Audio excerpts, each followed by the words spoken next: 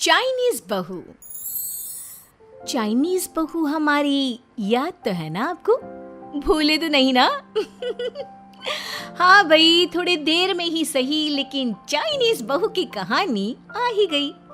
क्या हो रहा है ये देश में? चाइना ने तो आतंक ही मचा रखा है। अरे क्या हो गया? क्यों चाइना को कोसता रहता है? भूल मत, तेरी ससुराल चाइना की ही है। हाँ माँ, पर ये देखना, लड़ाई झगड़े, ये बीमारी, ऊपर से ये देश कितना चालाक है। अंदर न जाने क्या क्या करता रहता है। तभी अंदर से बहू की चिल्लाने की आवाज आती है। अरे क्या हो गया बहू, क्यों चिल्ला रही है? माँ जी, ये देखिए, ये रूस ने यूक्रेन की हालत क्या कर दी है। ऊपर से चाइना में दोबारा लॉकडाउन लग गया है। माँ जी, अब क्या किया जाए? अरे तो तुम लोगों को क्या परेशानी हो रही है, मैं तो यही नहीं समझ पा रही हूँ। वो क्या है ना माँ, हम लोग चाइना जाने की सोच रहे थे। सांगसू के भाई की शादी है। तो क्या? अरे कौन सा उन लोगों के यहाँ भाई घोड़ी चढ़ता है जो बहन काजल लगाकर नेक लगी? माँ जी, उसकी आंखें बहुत छोटी छोटी है, उसमें या तो पुतली रह सकती है या काजल। साले की पुतली निकाल कर काजल लगा दो, अंधा कहीं का। क्या क्या बोले तुम मेरे भाई के बारे में? अरे नहीं नहीं बहू, वो तो बोल रहा था कि तुझे नेग मिल जाएगा। हाँ, बहन है ना तो उसकी। नहीं नहीं माँ जी, मैं सब समझती, ये मेरे भाई का मजाक बनाते रहते। कितना सीधा है मेरा भाई, बिल्कुल छिपकली जैसा। नहीं नहीं बहू, सीधा गाय जैसा होता है। सही पकड़े हैं माँ जी। हाँ, तो मेरे भाई की शादी है, मैं चाइना जरूर जाऊंगी। तभी एक पड़ोसन आ जाती है। अरे नहीं नहीं बहू, तू कहीं ना जा, हम लोगों का मन कैसे लगेगा तेरे बिना। ले बहू, तेरे भाई के लिए ये शॉल रख ले, हमारी तरफ से गिफ्ट कर देना। अरे सब कितने अच्छे हैं।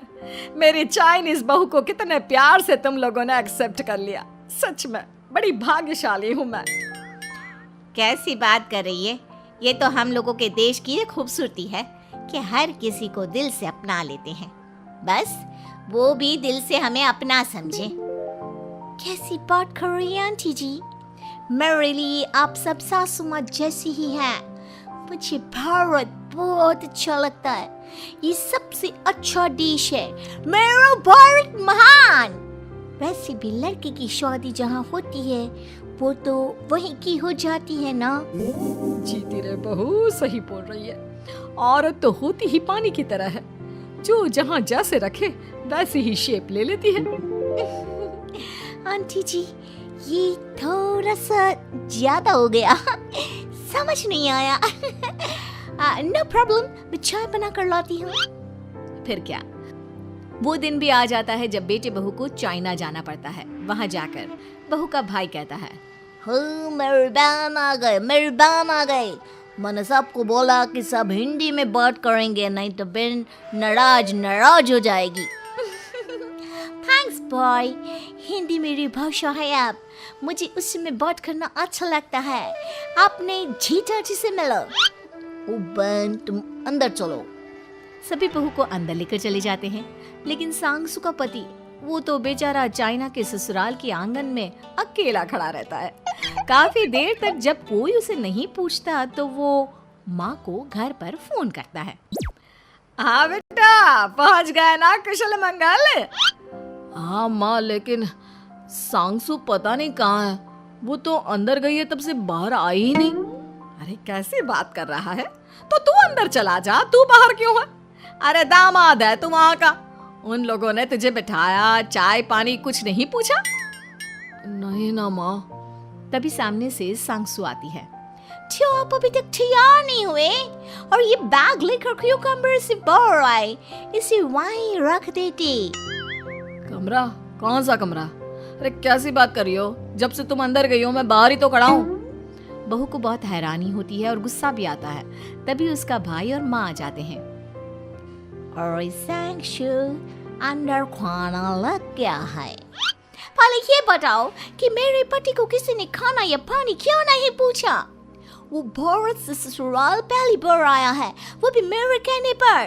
उनकी इज्जत क्यों नहीं की? देख बेटी, तूने जबरदस्ती जिद में शादी की थी तो हम लोगों ने कर दी, लेकिन अब तुम ये सोचो, पूरी चाइना में मैं इस इंडियन को अपना दामाद बताऊं?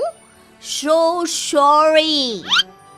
हाँ संगसू, और तुम भी चुप रहना, नहीं तो वो लोग मेरी शादी तोड़ देंगे।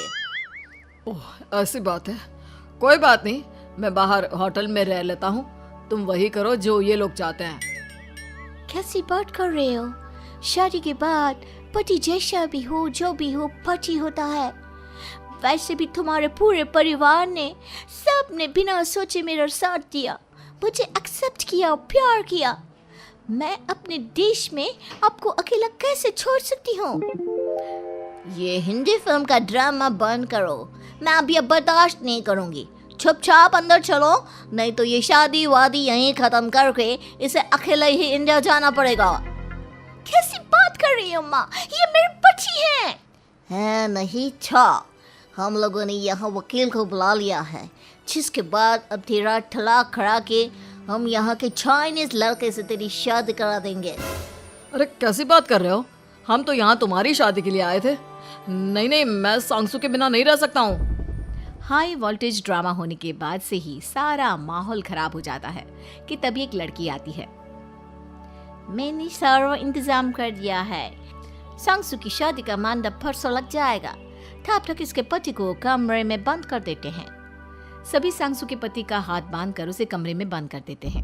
ये क्या कानूनी है? आप लोग मेरे पति के साथ ऐसा नहीं कर सकते हैं।